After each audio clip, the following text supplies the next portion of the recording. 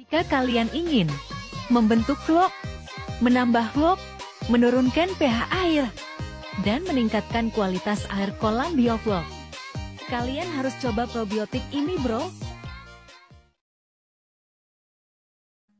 Ya, oke. Selamat datang kembali teman-teman. Selamat datang kembali ke channel saya. Nah, pada kesempatan kali ini saya membuatkan video khusus untuk teman-teman, di mana video kali ini itu saya memvideokan perubahan kondisi air, kondisi kolam saat melakukan aplikasi biovlog, teman-teman. Aplikasi terbalik, di mana saya jadikan air dulu. Kalau posisi air sudah jadi, baru saya masukkan ikannya, gitu teman-teman. Ini hari kedua setelah saya kasih probiotik, dan ini bisa dilihat kondisi kolamnya dan kondisi pH-nya ya. Ini pH air, dimana pH-nya di angka 7 sampai 8 itu warnanya tadi udah kelihatan, teman-teman. Nah, setelah itu kita masuk ke hari yang kelima, teman-teman, dimana di hari ini saya memberikan aplikasi susulan, teman-teman. Ini bisa dilihat hari yang kelima busanya makin bertambah gitu ya, teman-teman. Busanya makin aktif. Ini bisa dilihat kondisinya, kolamnya juga bagus. Ini bakterinya juga sangat aktif, teman-teman. Bisa dilihat dari busa-busanya dan kondisi air kolam perubahan kemarin sama sekarang, teman-teman. Ini probiotiknya saya pakai biobag ya, teman-teman. Dari aplikasi awal sampai aplikasi akhir nanti saya penggunaannya menggunakan probiotik biobag. Ini bisa dilihat kondisi busanya, oksigennya juga bagus ya, teman-teman. Airnya juga sudah mulai berubah warnanya, hijau kecoklatan, teman-teman. Oke, ini bisa dilihat, dan kita cek vlognya ya, teman-teman. Ini teman-teman kalau ingin tahu vlognya. Nah, ini sebelum ada ikannya itu vlognya nempel di dinding, teman-teman, di dalam itu, yang di air itu ya, teman-teman. Nah, itu vlog yang nempel di dinding, itu ciri-cirinya. Nah, nanti kalau sudah dimasukin ikan, itu vlog yang ada di dinding itu kesentuh atau kesenggol sama dimakan ikan dan bakal jatuh. Setelah vlognya sudah rontok, nanti bakal teraduk vlognya melalui aerasi diffuser, teman-teman. Dan ini kita lihat lagi, vlognya nggak kelihatan ya, teman-teman, kalau dilihat dari botol, soalnya airnya itu masih bening. Tapi kalau misalnya dilihat secara langsung itu sudah ada vlognya sedikit dan masih tipis sekali, teman-teman. Soalnya yang tebal-tebal itu masih nempel di dinding, teman-teman. Nah, ini kita cek lagi. Kemarin itu sebelum kita kasih probiotik itu pH-nya 7 sama 8 ya, teman-teman. Sekarang kita cek lagi pH-nya. Ini otomatis pH-nya harusnya turun, teman-teman. Kenapa turun? Karena sudah kita kasih probiotik, dan kalau udah dikasih probiotik itu pH-nya cenderung turun, teman-teman. Soalnya vlognya juga berkembang, teman-teman. Jadi otomatis kalau vlognya berkembang atau bertambah, pH itu akan cenderung turun, teman-teman. Nah, ini bisa dilihat ini antara 6 dan 7, pertengahan 6 sama 7 ini ya, teman-teman, pH hari ini setelah aplikasi susulan, teman-teman.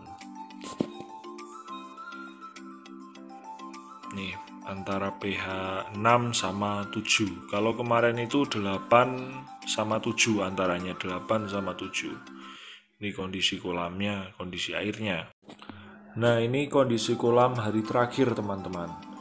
Ini bisa teman-teman lihat kondisi kolam di hari terakhir, di mana nanti di hari ini saya akan menebar bibit baru, teman-teman. Dan ini kondisinya, dan sudah saya cek dari pH sama vlognya juga sudah bagus, teman-teman.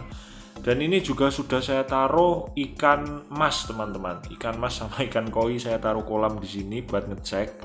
Dan ini airnya juga sudah coklat ya, teman-teman. Soalnya sudah saya taruh ikan. Dan si ikan emas ini sudah mulai memakan vlog yang ada di dinding-dinding kolam teman-teman. Jadi kalau vlog yang jatuh itu bakal teraduk dan bakal tercampur di kolam ini teman-teman. Ini bisa dilihat itu ada ikan emasnya teman-teman. Saya taruh ikan emas dulu dan ternyata ikan emasnya itu sehat-sehat, bisa teman-teman lihat sendiri ini di video. Ini juga menjadi pertanda kalau kolam saya ini sudah siap saya taruh bibit baru teman-teman. Oh ya, dan nggak lupa lagi itu kalau teman-teman mau naruh bibit baru itu lebih baik kalau misalnya teman-teman pakai sistem terbalik seperti saya, di mana air dulu jadi baru kasih ikan. Itu saran saya, teman-teman, ikannya itu sebelum masuk kolam biovlog itu harus dikarantina terlebih dahulu teman-teman. Dan ini kebetulan ikannya sudah dikarantina selama 1 mingguan ya teman-teman.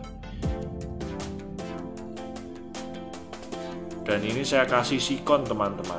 Ini obat untuk si ikan itu ya, buat netralin ikan sama biar bikin ikannya nggak stres, biar nggak kaget ya teman-teman. Ini saya pakainya ini sikon.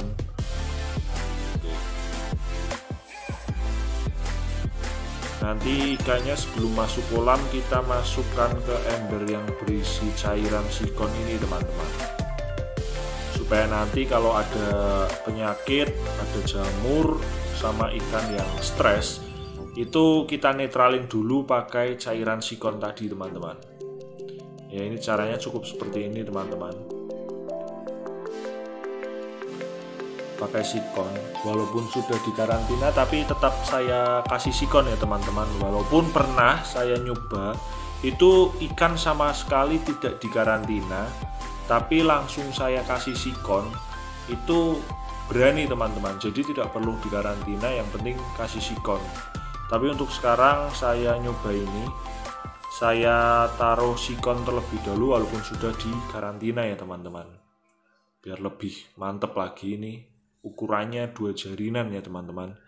Kalau ada yang tanya kira-kira kalau ukuran segitu itu berapa bulan panen bro gitu ya, ini saya panen dari ukuran segini itu 3 bulanan teman-teman. 3 bulan pasti panen, dan harus panen 3 bulan itu teman-teman.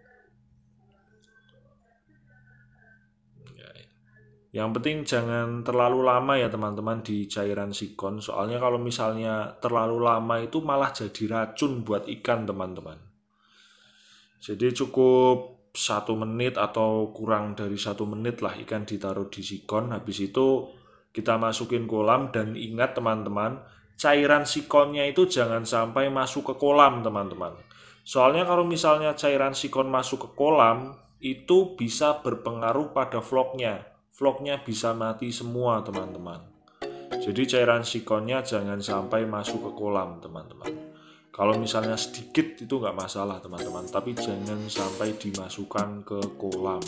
Kecuali kalau kolam teman-teman ini kolam sistem air deras teman-teman, atau kolam yang mudah dikuras gitu. Itu nggak masalah teman-teman. Buat pengobatan jamur, buat pengobatan ikan stres, buat ikan yang lecet-lecet atau penyakitan, itu saran saya pakai sikon itu bagus teman-teman. Ya, ini bisa dilihat teman-teman ukuran ikannya, terus cara menaruhnya seperti apa, dan kondisi kolamnya itu berarti 5 hari, berarti 1 mingguan teman-teman. 1 minggu air kolam udah jadi, terus saya taruh ini bibit ikannya teman-teman. 1 minggu lah ya, berarti di hari kedua ya. Iya, 1 minggu teman-teman, 1 mingguan kurang lebih. Vlognya sudah jadi, saya pakai probiotik biobag teman-teman. Ini bisa dilihat kondisi kolamnya, airnya juga sudah coklat.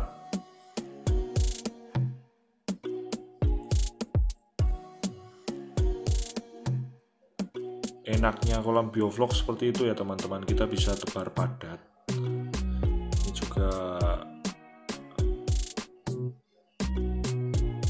ya, ini kita masukkan lagi, masukkan ke sinkron, masukkan semuanya teman-teman. Oke, mungkin segitu saja videonya. Terima kasih buat teman-teman yang sudah menonton.